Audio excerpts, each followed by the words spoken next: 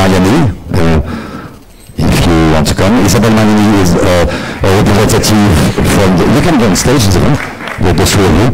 Isabelle is a representative from the good way.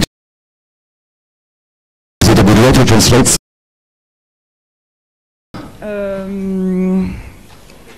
High authority for broadcasting. Broadcasting authority. High authority for broadcasting. And then I will call Aurélien Palix. Aurélien is a representative from the French Ministry of Culture. And the title is, if you can say it in English. The title? The title, what is your position at the ministry? Well, I am in charge of the public audiovisual and in charge of the external relationships in the direction of medias of the Ministry of Culture. Thank you, Aurélien. And the last but not the least, Mr. Julien Izano, who is a representative from the CNC, National Center of Cinematography. Thank you, Julien. So the way it's going to work now, Aurélien is going to introduce in about 10-12 minutes the role that plays the ministry, the French Ministry of Culture, and then Isabelle Mariani and Julien will end this session as also introducing what exactly is the role of the CNC. Right, go ahead. All right.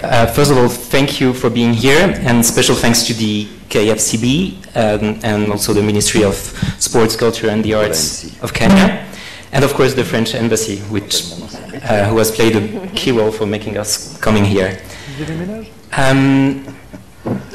As it was said before, and we strongly share the same belief in France that there is a huge potential of the cinematographic and audiovisual industry to contribute, on one side, to the nation's unity by promoting the national culture and bringing, creating links between people and promoting the common legacy. And on the other side, to promote the image of the country abroad and through displaying the diversity and the richness of the French culture. Therefore, the French government decided very early, like right after the Second World War, to, especially with the American industry. And so if you wanted to keep, we had to bring a positive environment for this industry and to bring public support. And so we have a lot of different aids and of supports for the cinematographic industry. I'm going to try to summarize it very quickly this morning. And yeah, I'm going to try to summarize it. So first of all, I'm going to show you very quickly some figures of the French cinematographic industry and then the audiovisual industry. And then I'm going to quickly come to the quick presentation of the public support. So first of all, it doesn't work anymore.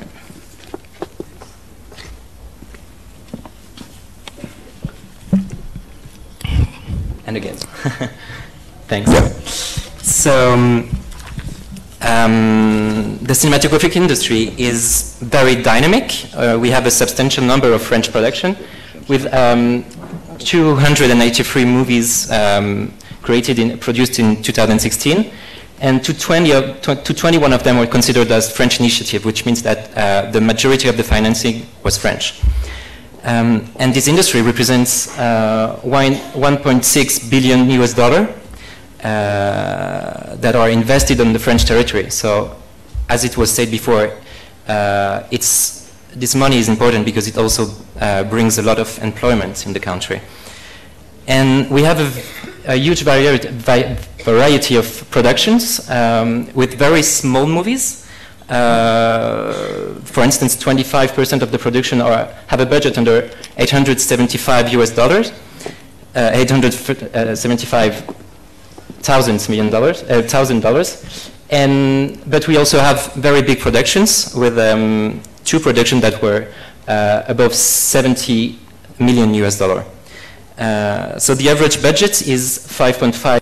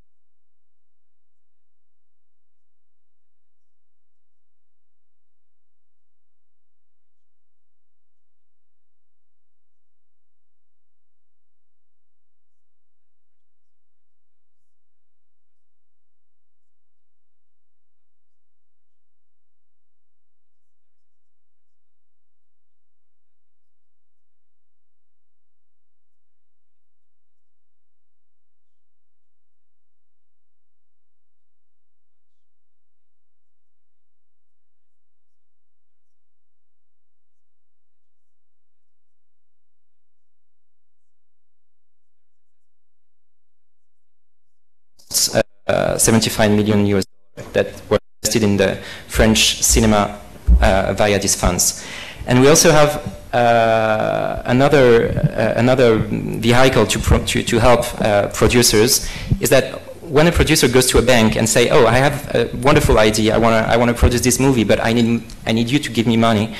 The bank sometimes is not very willing to give the money because it's a very risky business. And so we created this public financial institution that gives guarantee to the producer. So they study your case and they tell you, okay, we believe in your project, we're gonna give you the guarantee. And so the producer can go to the bank and say, I have this project and I have the guarantee, which means that if it doesn't work, if I bankrupt, you can go and ask the money to this institution. Yeah, it's an important backup. It's a very important backup, and it's a very important incentive for the producers because they get money much more easily.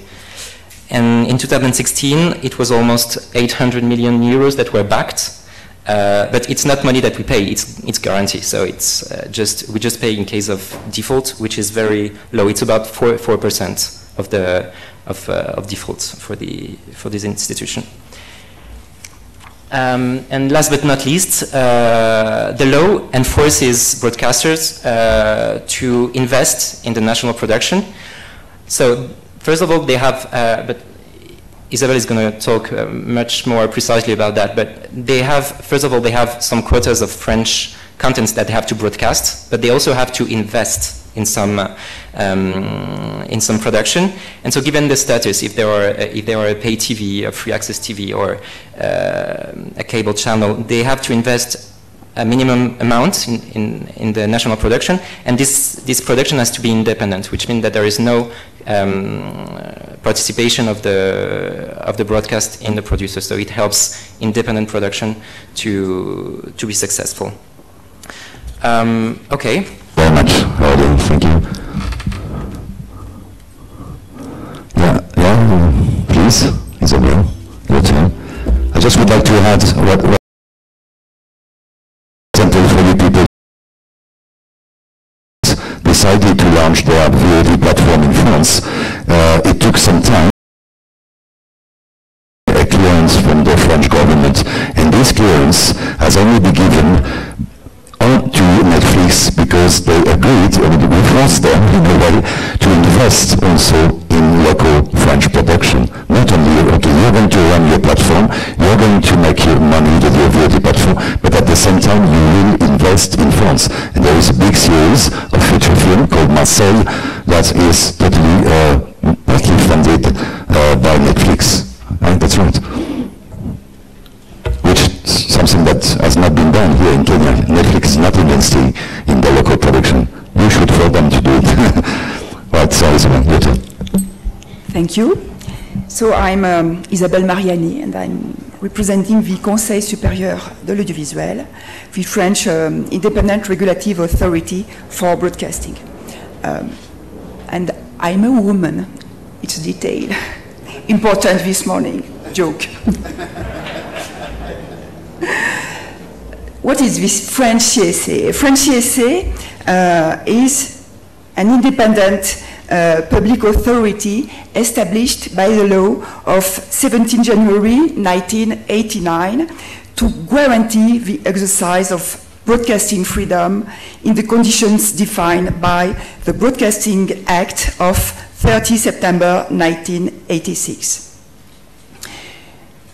The CSA is a board of 7 members. The president, chairman, and 1 member are appointed by the President of French Republic. 3 members are appointed by the President of National Assembly, the Speaker of National Assembly, and 3 of the one by the President of Senate, Speaker of Senate. This authority is renewed by thirds every 2 years. The members have a 6-year term, not renewable, and during this term, they are protected by the law because they are non-revocable.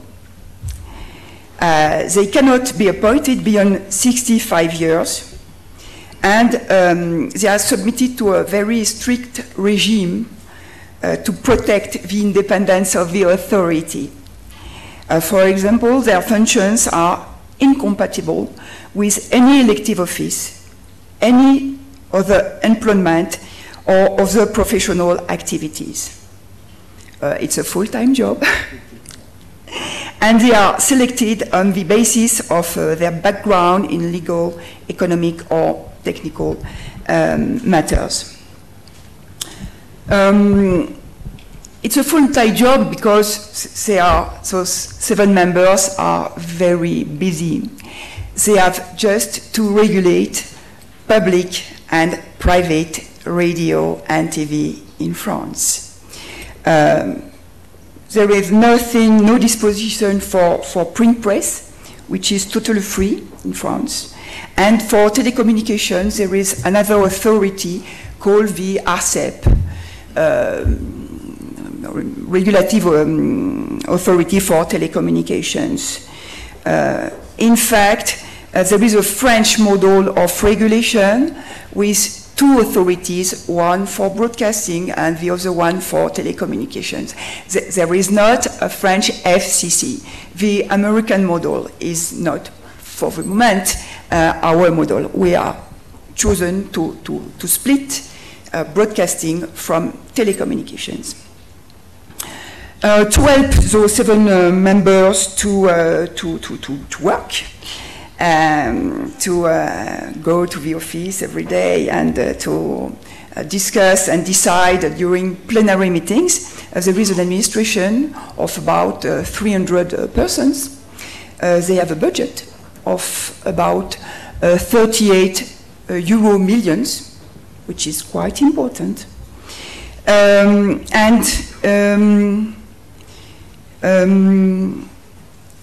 authority needs those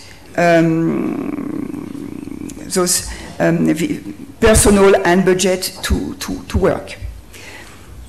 What is the main role of the CSA? The main role of the CSA is to protect pluralism for the public interest of the citizen. Diversity, yeah. You could call it diversity. No.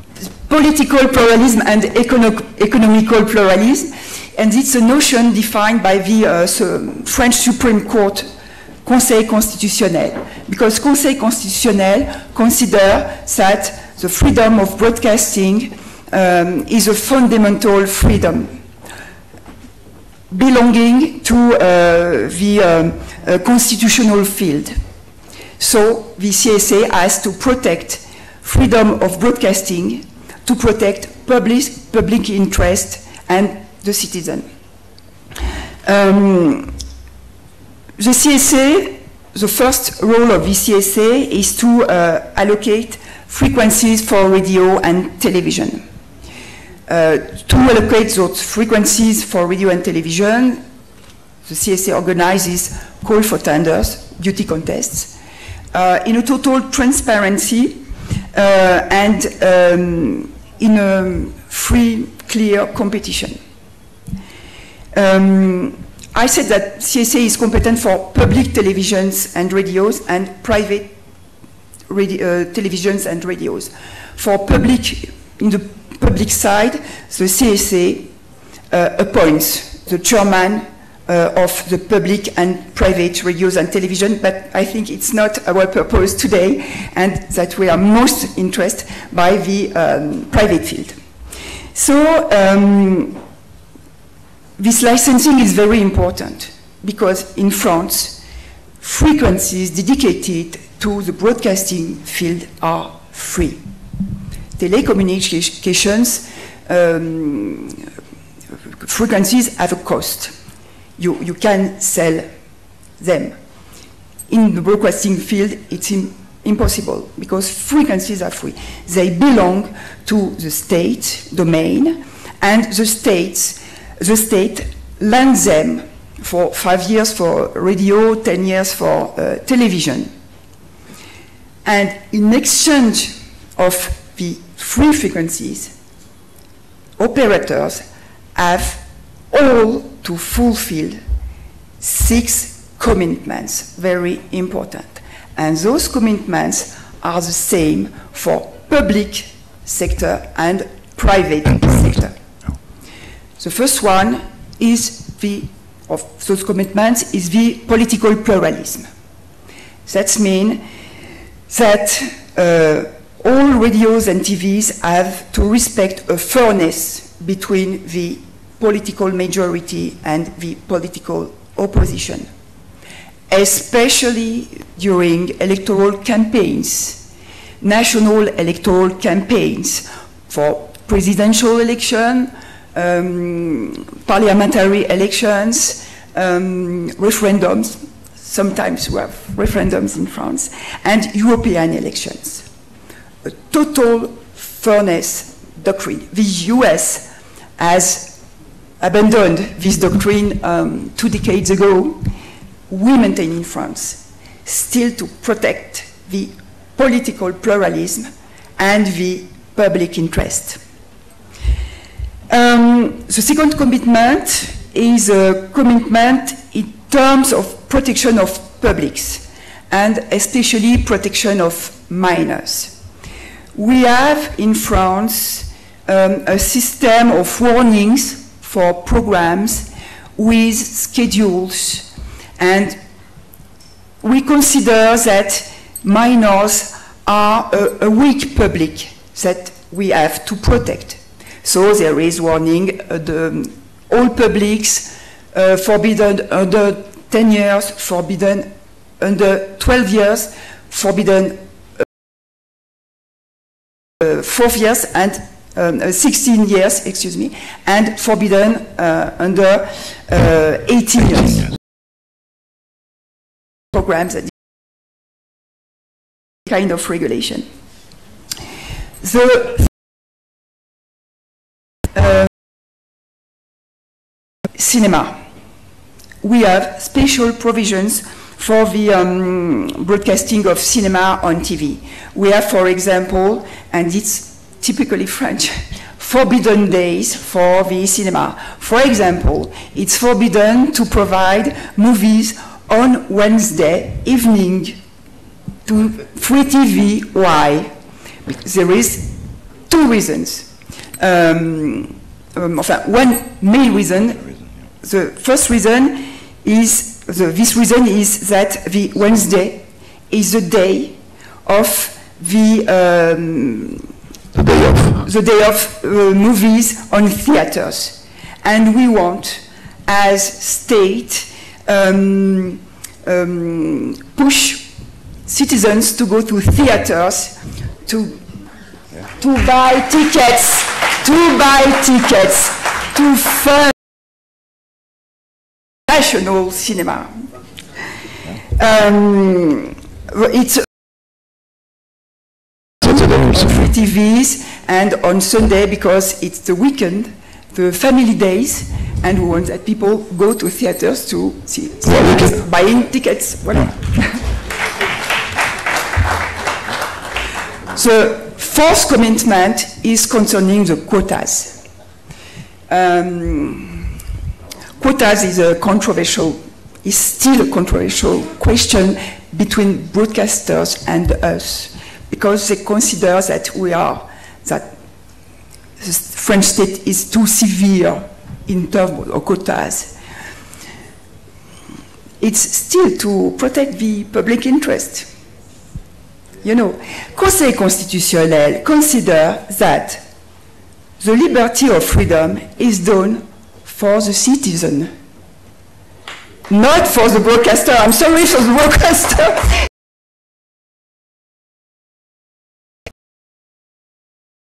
Auditors as viewers. So we have 2 kinds of quotas. The quotas for diffusion. The basis is a quota of 60%, defined by the European directive on TV. But in France, we have chosen to be more severe, because we are really concerned to defend our exception culturelle, our cultural diversity. So we have a French quota of 40%. Those 40% are included in the 60%. This is for diffusion. Broadcasting, yeah. Broadcasting. Yes. Broadcasting. And they are concerning audiovisual works and cinema movies.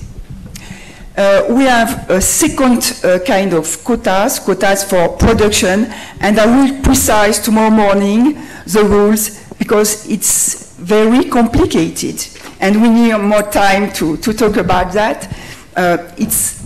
It's less in terms of regulation, you know. We split public channels, private channels, paid channels, free channels, Canal Plus, etc., etc. So I need more time for the system. The fifth commitment is concerning advertising and sponsorship. There is already the European directive, but in France we are rules more severe, adapted to French broadcasting landscape and to French economy. And the last commitment is concerning the French language. You know, France has been the leader of the countries in terms of defense of exception culturelle and cultural diversity. And protecting French language is a way to protect this diversity. I conclude after this brief presentation to say that TV and internet, and so on. A national culture is a treasure. So how to protect this treasure in a digital world? That's a big question. Some years ago, a great minister of culture of France, André Malraux, cinema is an art and an industry. Disgracefully, television is not an art. It's just an industry, but TV is a branch of culture. That's why we are so cautious to protect the programs. So we have to continue, we think in France that we have to continue to protect TV programs. And in this digital world, I think that we don't need what Margaret Thatcher called some decades ago when she was a prime minister in the UK talking about broadcasting. Broadcasting needs a light touch of regulation. We don't need a light touch of regulation. We need true regulation again. And my last word will be for you. I said before that culture is a treasure, so protect your culture as a treasure. Thank you. Thank you very much. Thank you, Isabelle.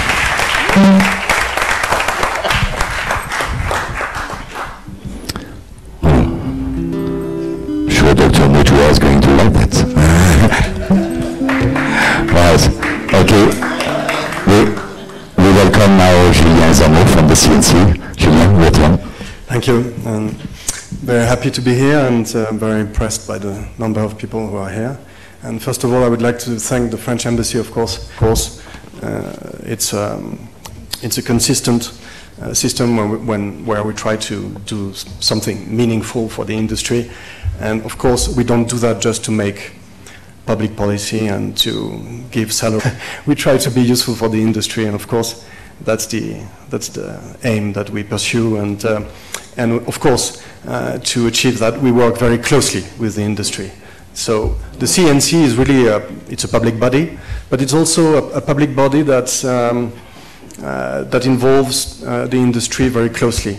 I'm going to explain, we are many civil servants working at the CNC, but we also employ twice as many people working in the industry to participate in our committees. And it's very important for us because, of course, when you want to regulate an industry, you have to be aware of what it is.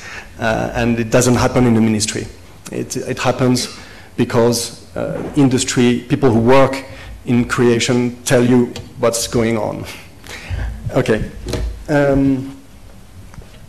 So I wanted to show you the chart briefly. It's above us, the real boss of our organization was, of course, the President of the Republic, but then the Ministry of Culture. And today, the Minister of Culture is Françoise Nissen. She's a book publisher. She's also the owner of a few cinemas in her region. And she's the person who gives the who defines the policy for the audiovisual sector, as she does for all the other sectors of the culture, of culture, with heritage, books, etc. Our direct boss, my CEO, is Miss Frédérique Bredin. She used to be a minister. She has been a deputy in the parliament. She has been a civil servant. She has also worked for Lagardère in a private company. So she's very well aware of the industry, of the issues of the industry, and she's a very motivated, efficient person with authority and understanding. And she has a team around her with the COO, Mr. Tardieu, and 10 directors heading the different departments. Mostly men are directors, unfortunately, but the CNC staff is composed of 60% of women, actually. So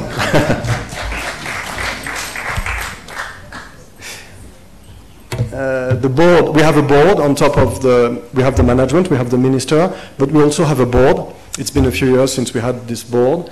We have representatives of the parliament, as you can see, representatives of the personnel, representatives of courts, and of the administration, and of course the Ministry of Culture and the Ministry of Finance are heavily represented because they have to see that what we do is nonsense, is not nonsense. Not nonsense. We try not to be nonsensical and not to celebrate non-anniversaries. Okay, oh, it goes fast. Who's scrolling the slides? Yeah, okay, we can go to the next slide. Now I have to explain where the money comes from, because the originality of the CNC is that its money, its budget, doesn't come from the general budget. We don't have a grant from the government, but we raise our own taxes in a way. No, we don't raise our own taxes. The government does that for us under our pressure. The historic tax, the historic levy that we have had since 1948 is the price of each ticket sold.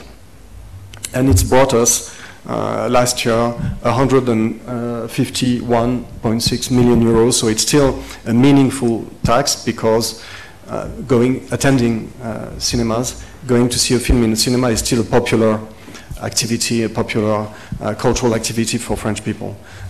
So that money is still meaningful. But most of our budget comes from levies on broadcasters and the distributors of broadcasting services. So we take 5.5% of the business, of the turnover of broadcasters. Private and public?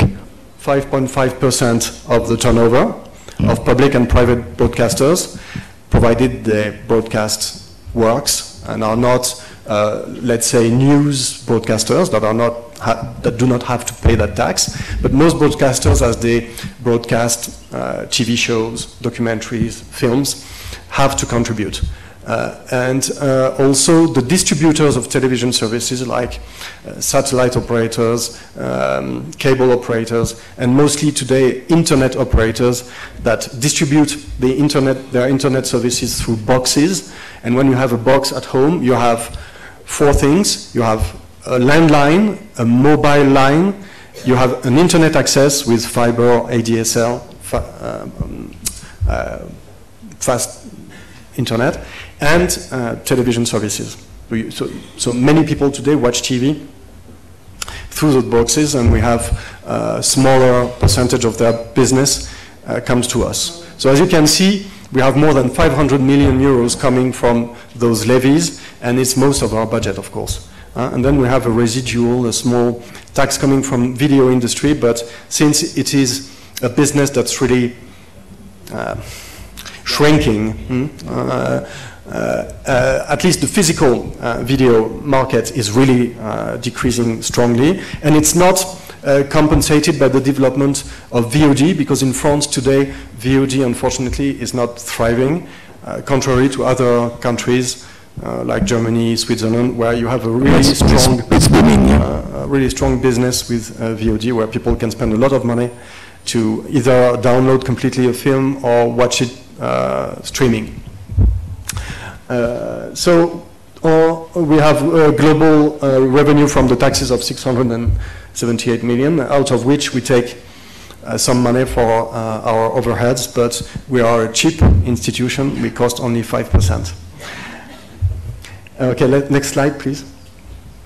It's not the only source of revenue for the CNC. We have also revenue coming from the reimbursement, the refunding of loans and advances that we made, that we gave to producers, and they have to refund some of the money that we give. Most of the money that we award is through a grant subsidy system where the professionals do not have to reimburse, but some of the money has to be paid back. So as you can see, it's almost 100 million euros that come back from those loans, advances that we make to facilitate the development of a project. For example, when you have a big animation project and you have to spend a lot of money hiring graphic designers, storytellers to build a Bible for an animation project, for example, you need a lot of money. And for example, it's not rare that we grant 300,000, 400,000 euros to a producer to only develop an animation project. But then, when those projects come into production, they have to pay back that money. We also manage the audiovisual budgets of other ministries, like the Ministry of Defense, for example, or the Ministry of Foreign Affairs. They have their own audiovisual works to produce for promotional purposes, etc., and we manage that money for them. We also get fees that are paid by all the companies that are supported by CNC. When you are a producer, you want to grant, you want to enter the CNC system in a way, before benefiting from the granting system, you have to pay a fee, an annual fee that's calculated in proportion of your business. So as you can see, it's a lot of money because it's still approximately 10 million euros that come from the fees paid by each company, theaters, producers, distributors, sales agents, etc., to the CNC. We also have revenue coming from the public registry. The public registry is a place where you have to register the contracts of each production that you make. You make a film, you have to register the whole chain of title, the contract between the producer and the author, between the producer and the director, the co-production contracts that you have with foreign partners. You have to register the contracts that you have with both. Since each registration of a contract costs 600 euros, and since many contracts have to be registered, it's also a source of revenue for us. No? And then,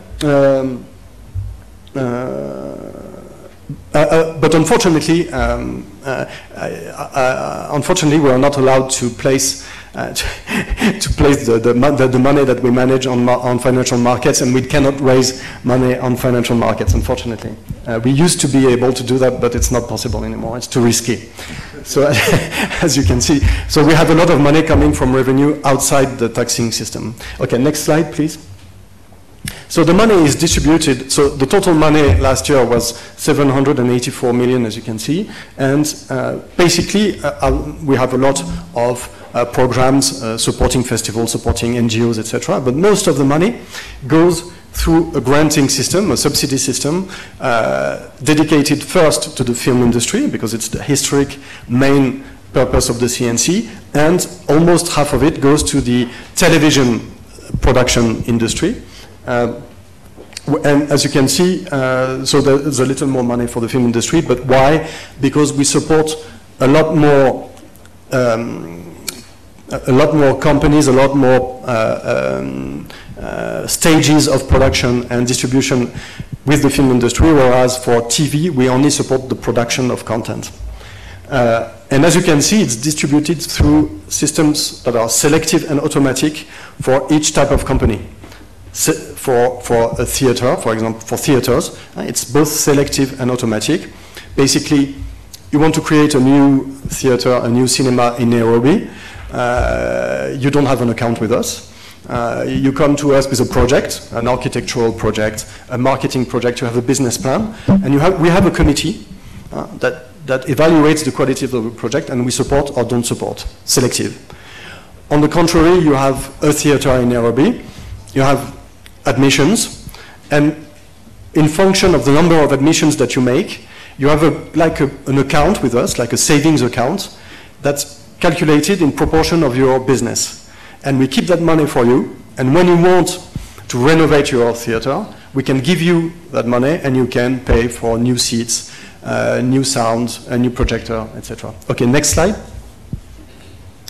The CNC the CNC is in direct connection with the industry, subsidizing the industry, but it's also at the heart of a galaxy of NGOs that take care of missions that we cannot do ourselves because we are not numerous enough. We'd like to be an administration of 2,000 people, but we're only 500.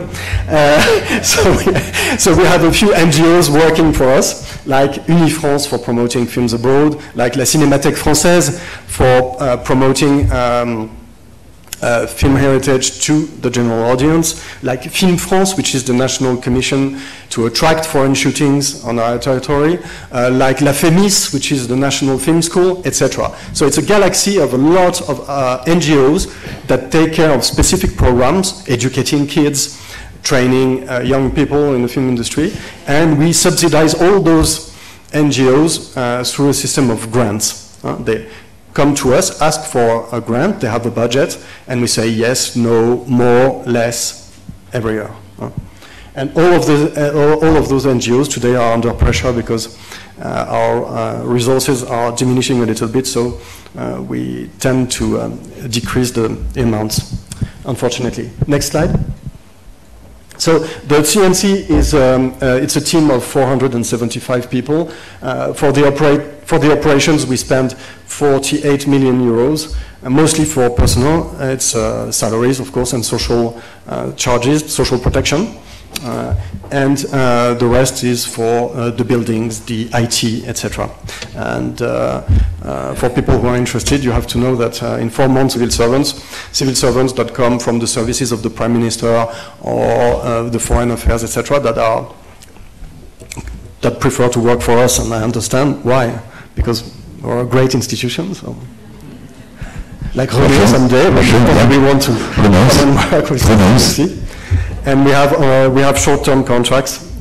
That's the team. Is there a next slide? No. So thank you. Thank you very much, Julian. Thank you. Very, very, very interesting. Right, Monique, would you like to take over and organize maybe a Q&A session? What did you think of that? I thought the one that made KFCB most happy is having a day where you cannot watch TV at home, you have to go and watch cinema only. Can we have that immediately, Madam Chair? I thought that was absolutely incredible. You know, the problem I think we'd have in Kenya is that everybody has his rights. So I'm sure somebody would go to Omtata, would go to court and say, I want to watch my TV on Wednesday. So it would be a very interesting process, I think, as a country to go through that discussion, and that's why we're here. Can we decide, we can start pushing something like this to happen. Because it will make a difference. It will create jobs.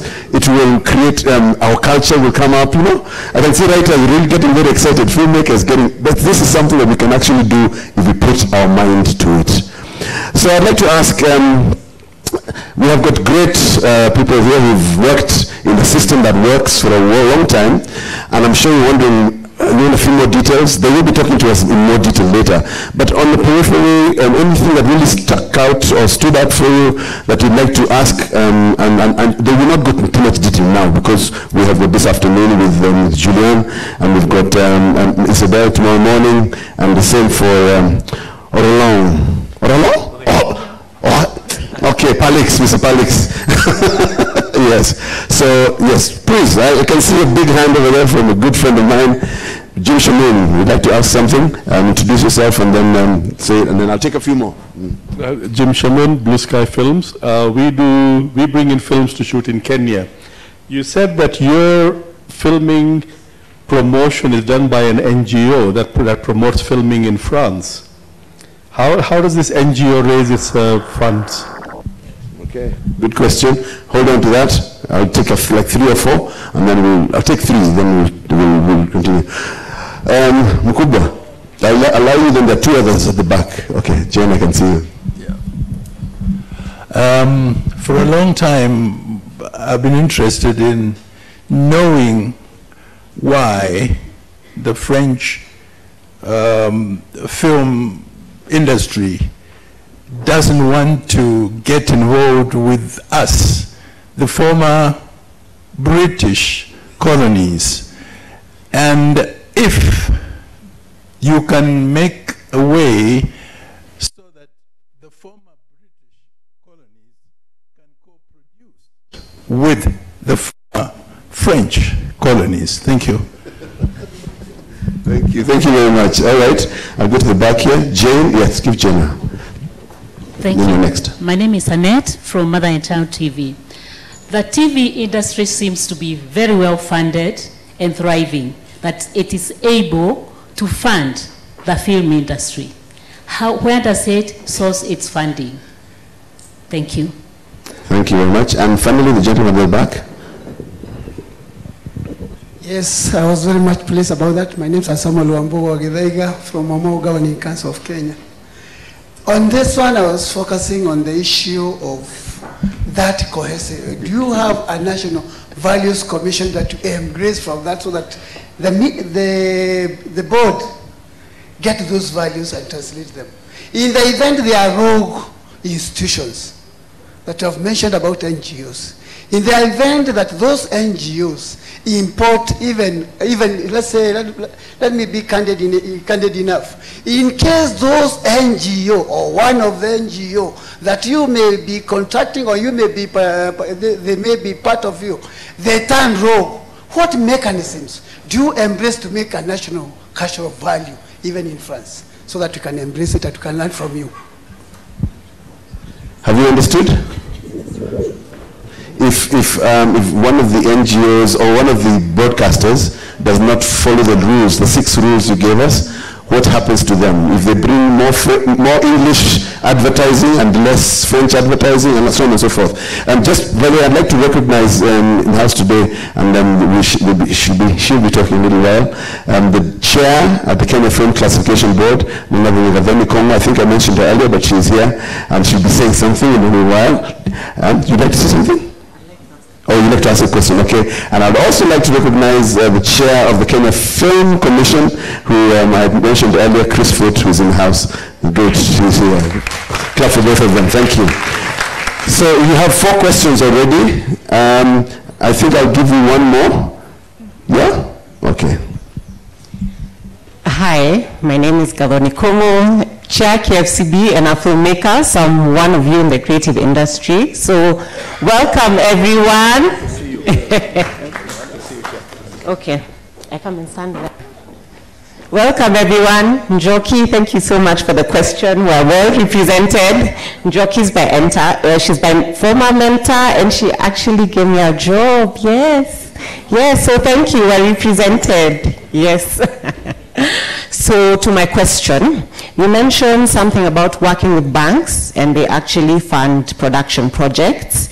So how did that relationship start? How did you identify the banks? And how is it working moving forward? Is there something that you could give us with insight as Kenyans that we can introduce into our market as well? Thank you. Thank you. Thank you. So I'll give the floor to you. You can answer as you would like. In any order.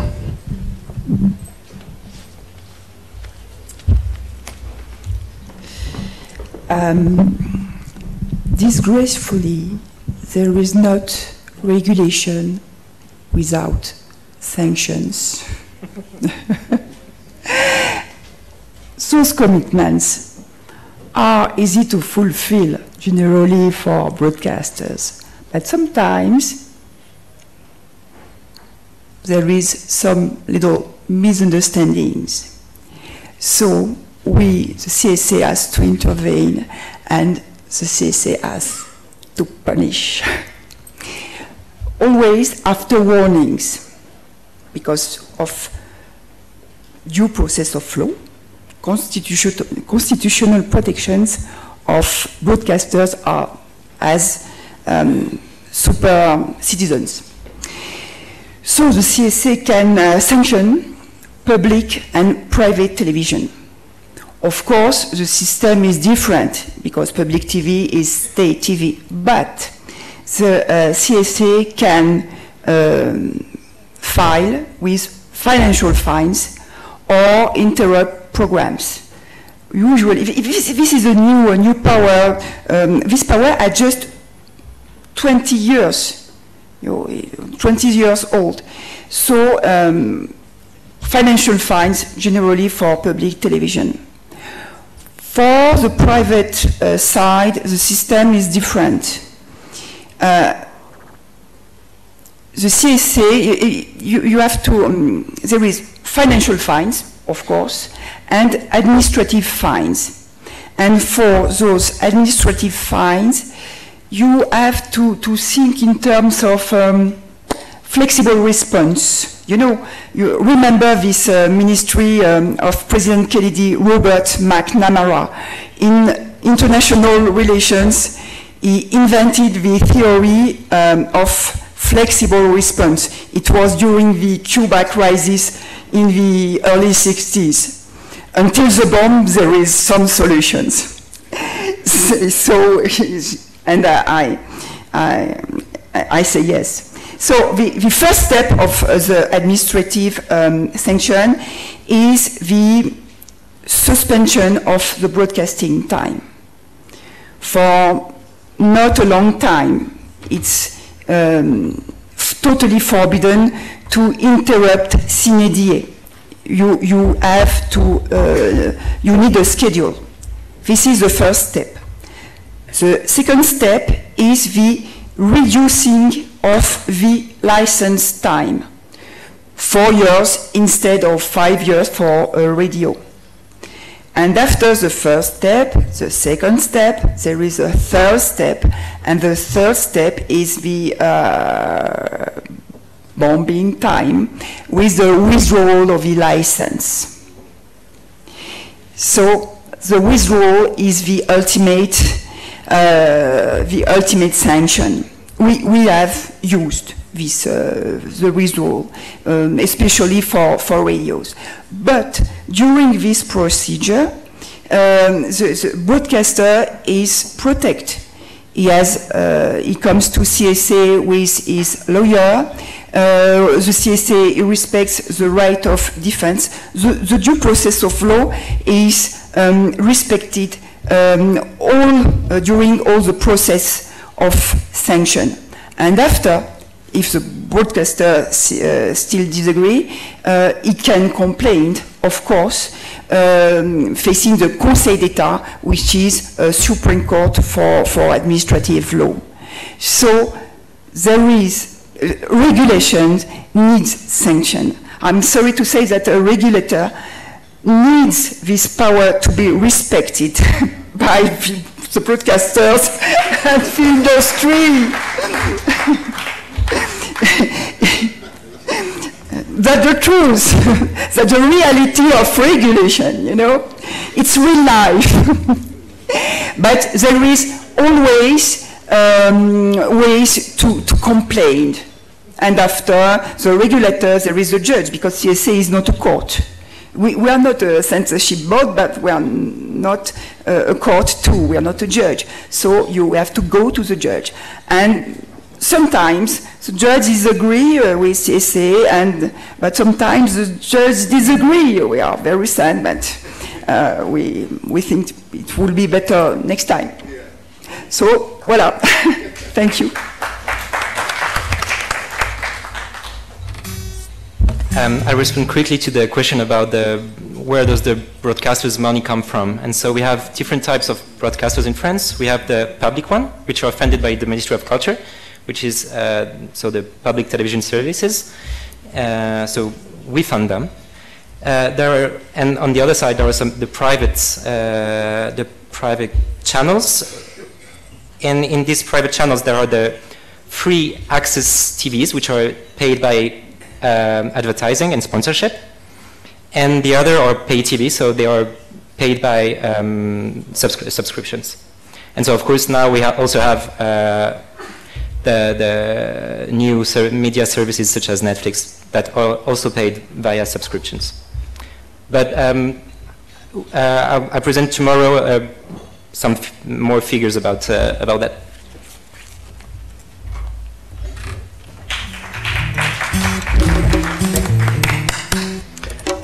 There was a question about how the Film Commission is funded. It's the National Film Commission, Film France, works with a budget that we award them. It's not a very expensive institution. It's 1 million euros that we give to the National Film Commission. They have 7 people working there, and they manage a network of local film commissions. You have film commissions in most regions, local governments, that have their own funding, generally from local governments. There was a question about why France, I guess, doesn't work with former English colonies. I think it's not accurate. I don't think there's any prejudice against any country. In fact, for example, we have a fund that a Kenyan director got, Wanuri Kainu. She was supported by us for a feature film. She got 140,000 euros for that film that she made in co-production with a French producer. And there are examples of South African pictures that were supported also by the same fund. So feel free, feel free to apply with us if you have a project. Yes, we're open to all countries in the world, even the US.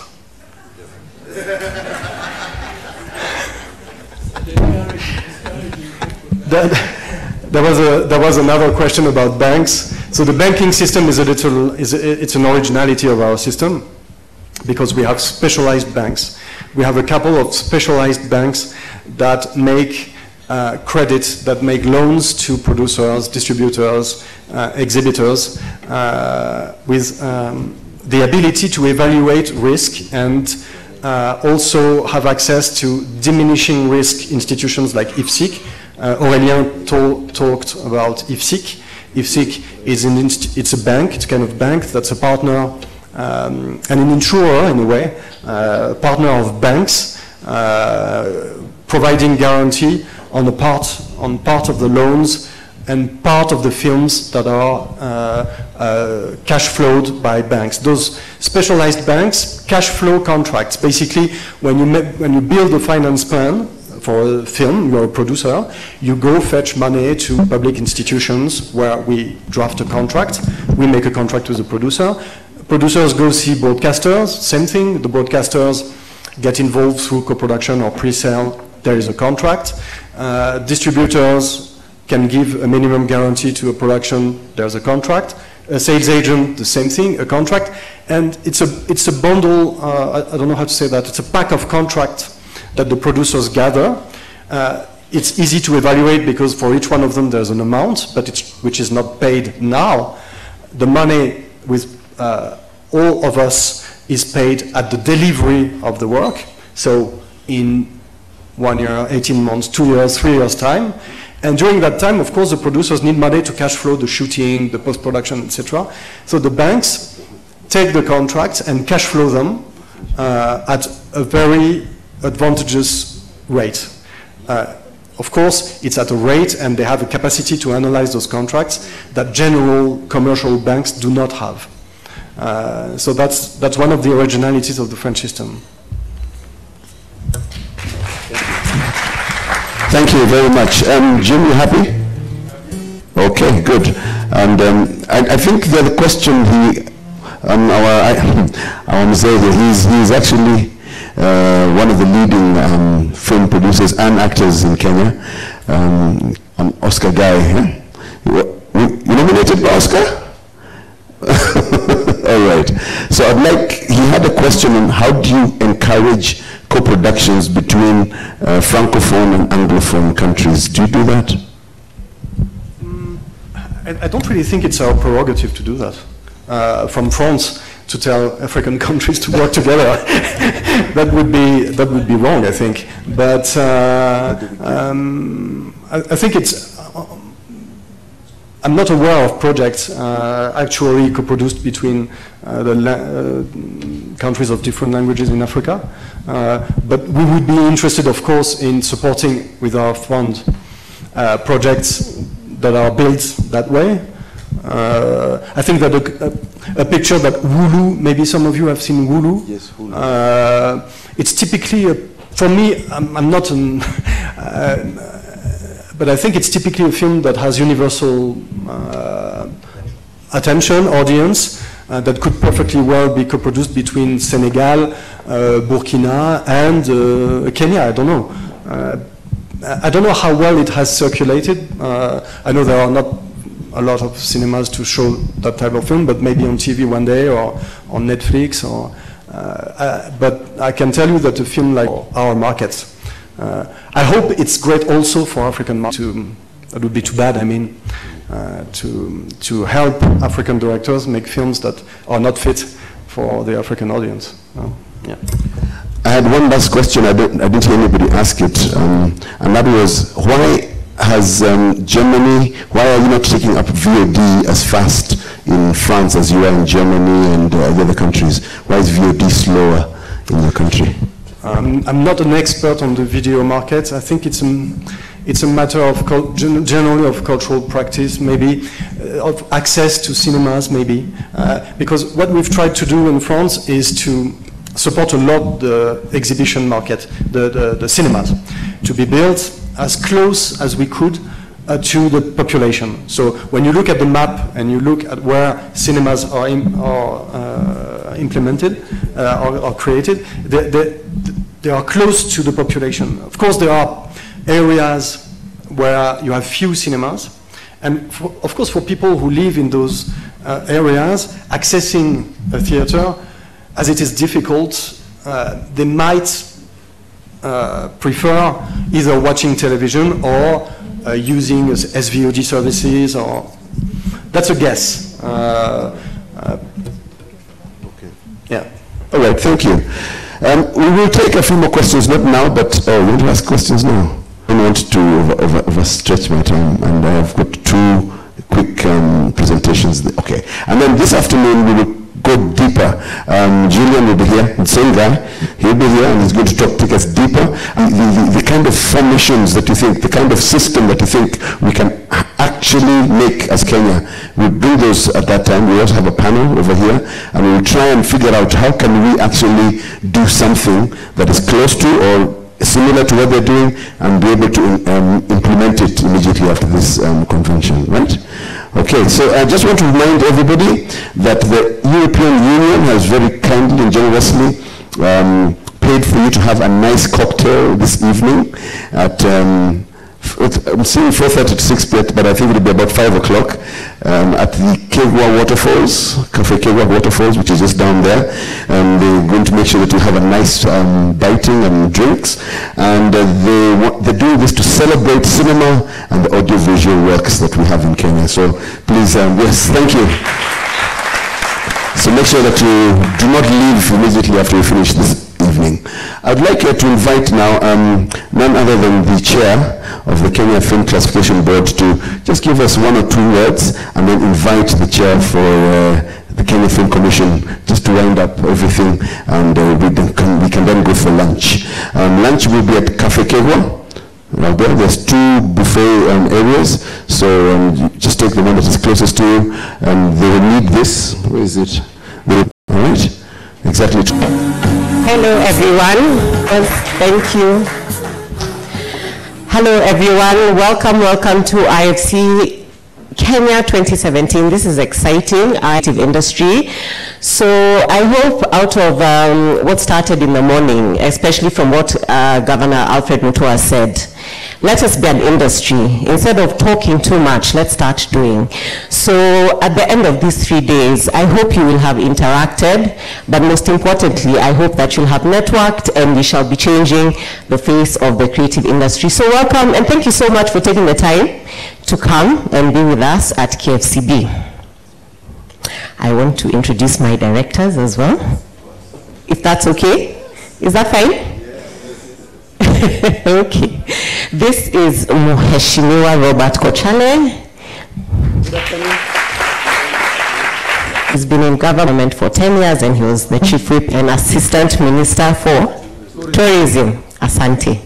And we have Director Ernest Kirich. I don't know if you know him. Of course you know him, in the industry players. He is the Director of the Department of Film Survey in governance for about 30 years. So these are my seniors. I look up to them. They give me advice, and yeah. There was a gentleman here seated called Director Abraham Koech. He had to step away. Will probably join us on Friday if he gets the time. He had other engagements that he needed to go and deal with. I don't know if you remember him, but I shall introduce him when he comes on Friday. And there's one of us, another female, Director Nerea Okanga. She is an advocate of the High Court, and she is the legal officer at Barclays Bank. Yes. So it is my pleasure. Give a hand of applause to my co-chair of the Kenya Film Commission, Dr. Christopher Foot. Welcome. Shall I go up there, I think? Good. Thank you very much for the introduction. And I've gained a qualification in the time most governors took. So I'm very grateful for that doctorate. It's not on my CV, just before some of you take me to court. Thank you very much indeed. I've really just been asked to try and contextualize what we've just heard from the French, because I think it's very interesting to hear what somebody else is doing. And I know a lot of you people will be saying, yeah, but what's the relevance for us? What could be the relevance for us? I'm still processing that. So this is going to be a sort of, I've got 10, 15 minutes, I've been told, Dr. Mutua, is that right? To sort of have a sort of stream of consciousness. So bear with me on that. But hopefully it will touch on some of the things that are relevant and pertinent to all of you. I think the first thing to start off with is, I know some of you are surprised that I'm here, even standing here. And I think it'd be very good to be candid from the beginning, which is we know that we've always had a bit of perceived or real tension with KFCB. And I really appreciate Dr. Mutua reaching out to me this week through his board and through my board. And really there's been a great rapprochement. And you can look that word up if you don't know it. But this is going to be a very interesting new chapter, and I think we've realized as we've gone forward, we've heard the various French organizations. In Kenya we have probably 2 or 3 main organizations involved in film and TV and our audiovisual, and if we're not pulling in the same direction, if we're not working for the same aim of building up the industry, really we're all wasting our time and should go home. So thank you very much for that. I think you'll see a lot more of us doing things together, and like any marriage, there's tiffs every now and then, and but there's no lawyers involved. We go to the elders and get some marriage counseling every now and then. So thank you very much to the KFC board for that, and particularly Dr. Mutua for that. I think if we look at what we've just heard, it's very interesting because the background really, just a little bit of legal background is, of course, the French are coming from a very Napoleonic jurisdiction. We come from a common law jurisdiction. Basically what it means is Napoleonic law is top down, common law is bottom up. And so a lot of things we've heard, and in terms of their vision and their ethos, have come in that context, which has been very easy historically to push things down. As you know, in Kenya, things go the other way up, and as Monique pointed out, we do things in a different way, and we'll probably end up in court if we try doing some of those things. So what can we do there? The other side as well is the screen culture. We don't have an endemic screen culture that goes beyond probably 30, 40 years. The French have a screen culture which goes probably mid last century. And that is one of the fruits of having that screen culture and one of the things that we're working on. That said, we have, I think there's a lot of synergies there. If you look at CSA, it seems to be a sort of amalgamation between Communications Authority, KFCB, and KFC. If you look at CNC, probably mostly aligned to what KFC is trying to achieve, except for our budget. I won't tell you our budget because you'd have a harambe here for us now. It's that embarrassing. But you can see the context, and I think this is one of the key things that's come out of it, has been the historical commitment of the French government to audiovisual. And that has manifested itself in the fact that there is, just even between CNC and CSA, that is over, I think, just doing the maths, 1.3 billion euros a year is going to the French industry. And so if that's a takeaway for people involved in Treasury here and government who are constantly lobbying for money, that's a huge takeaway. And the industry standard is a multiplier of 4. For every, this is globally, for every dollar a government spends on audiovisual, they will get $4 back. And we're still trying to push that message that it's actually well worth spending that money so that we can do that. And the fruits, as the French have pointed out, are very clear, and I think those figures, it would be lovely if we could actually get copies of those figures that you gave, because they really ground, in fact, what we are trying to achieve and what we should achieve. If we look at some of the funding they've got, okay, some of the contentious ones I know you wouldn't be excited about, getting money from producers and professionals. I think you might not agree with that. But if you look at things like the levies that are charged on broadcasters, we do actually have that in terms of the Universal Services Fund. I'm not sure if you're aware of that. That is a fund that the Communication Authority levies on our broadcasters. However, that money is currently only dovetailed into ICT projects. So it doesn't really feed back into us guys. And one of the big tensions we have is if they are a beneficiary of your hard work, then also they should be investing in it as well. Yeah?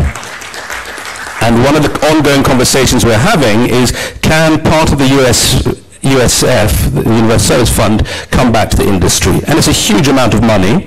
Now, what has happened is that a lot of the broadcasters are refusing to pay it at the moment because they say the money's not being spent in a way that they approve or transparent, and they'd also be sowing. And I think that's something, again, which we can get out of this conversation. If we look at the idea of Netflix, I think Ezekiel, you had a little run-in with them, but I think you, again, have agreed how you guys will work together.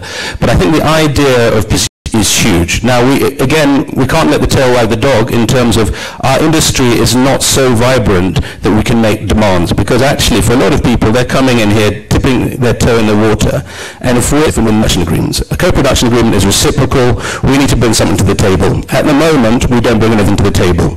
We're working on an incentive package at the moment, and that is not just we are looking at tax credits, etc. We've finally got the money 3 years later to hopefully have that person instructed with budget. But linked to that, you can't have an incentive unless you have a fund.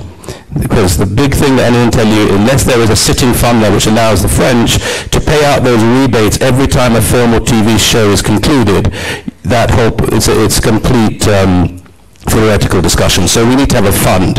So it goes back to, where do we get that fund from? How do we raise the money from it? Do we have, under our new mandate under KFC, we're entitled to have a film fund? Do we have that purely for rebates? Do we have it for development of the industry? That is an ongoing discussion, and that's where we'd like to hear back from you, but also we need to get advice on best practice globally.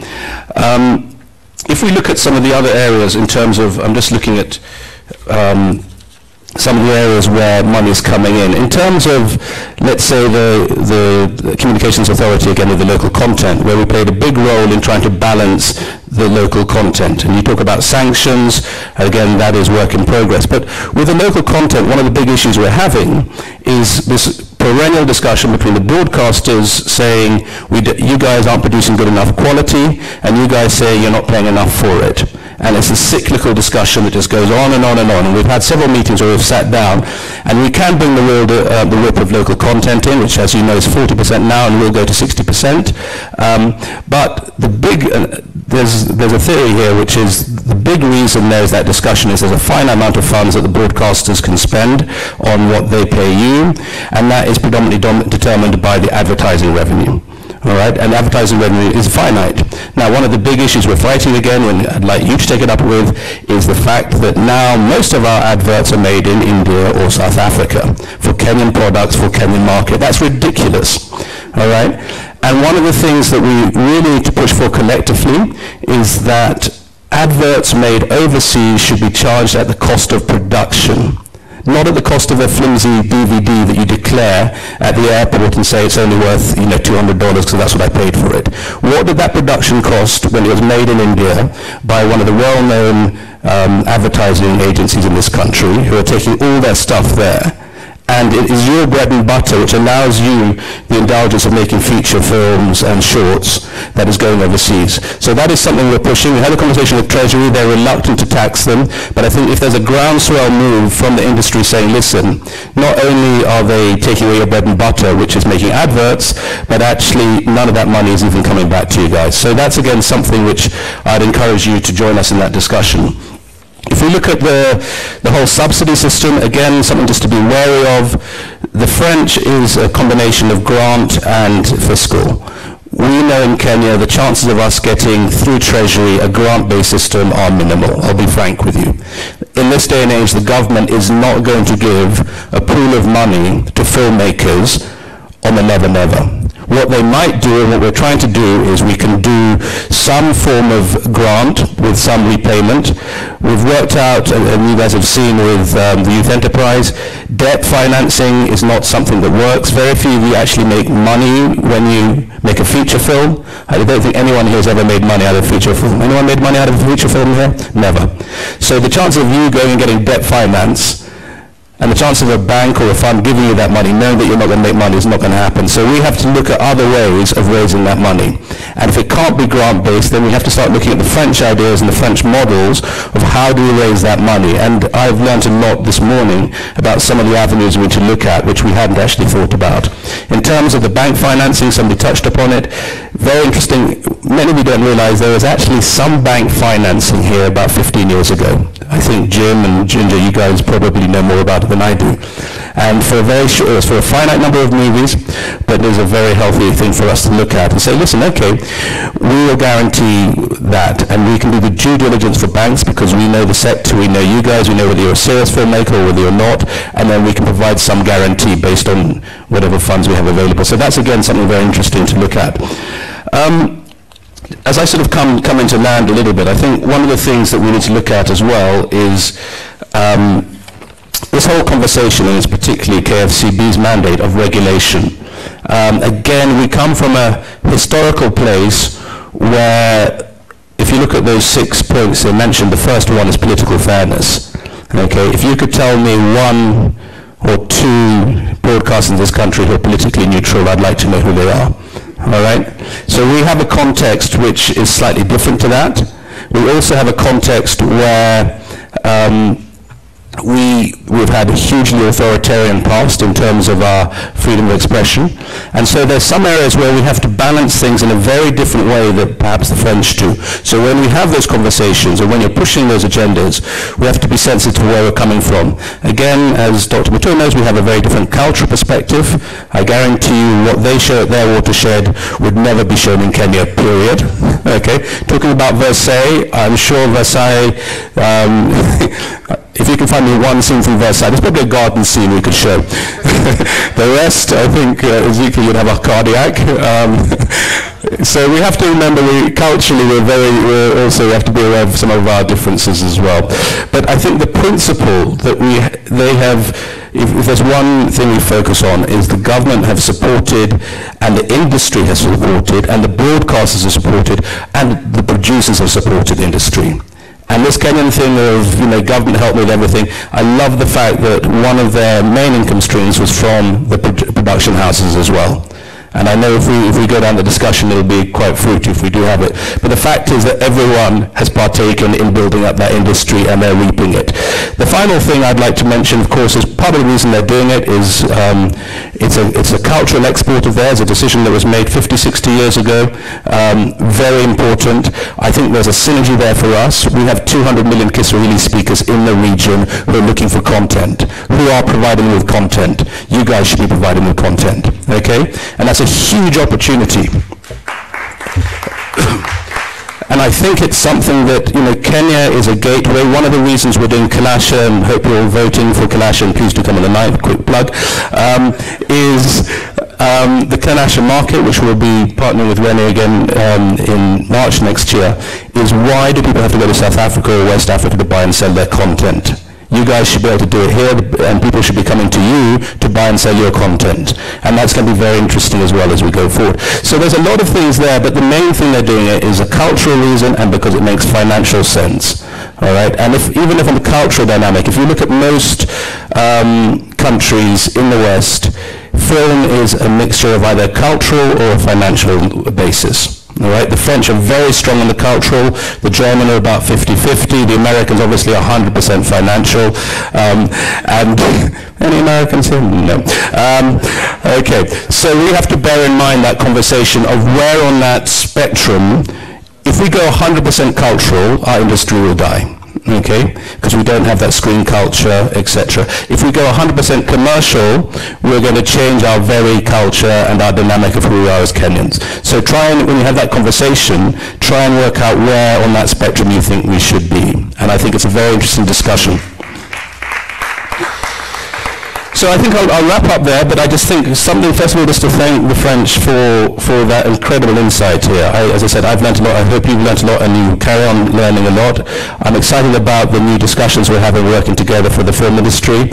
And Rene, thank you very much for your hard work as well. And Dr. Matua, thank you very much indeed. Thank you, Chris, Mr. Chris Foote. We just recently baptized Dr. Chris Foote. It's in the program, is it? Or our mistake? Sorry. It's my mistake. I apologize. But maybe that's something you can aspire to in the next year or so. All right. So, ladies and gentlemen, you're getting a feel it's getting better, right? We're going to have to come up with some resolutions out of this. We have to come up with a direction out of this. The idea of a convention is not just talking, it's coming up with things that we can do to be able to make a difference for ourselves, for this industry. Okay? So, you are the guys who are going to come up with those ideas. We're going to have panelists over here, but you are the ones who would come up with those ideas. So get your energy from the food. When we come back, we're going to start putting those things down. Don't forget to pay for your food. Good to see our good friends kutoka Tanzania. Asanteni sana kwa kuja.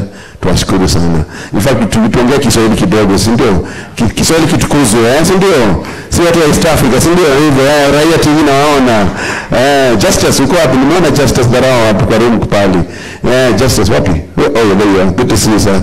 All right, ladies and gentlemen, we have got exactly an hour. We need to be back here at exactly 2 p.m. so we can go to the next session. God bless you.